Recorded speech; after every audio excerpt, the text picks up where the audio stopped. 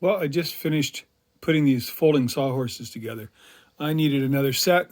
The ones that I'm using at work aren't at home, and I need some here for a job I got to do in a couple of days. So I put these together.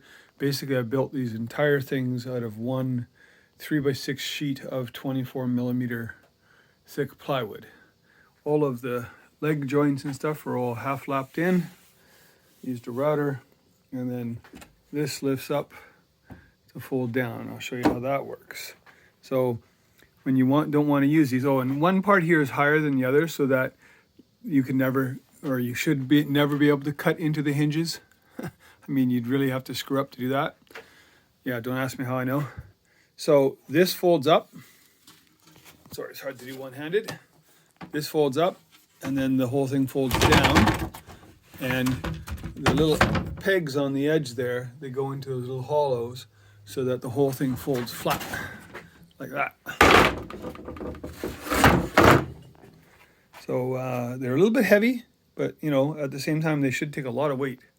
So I'm pretty pleased with those.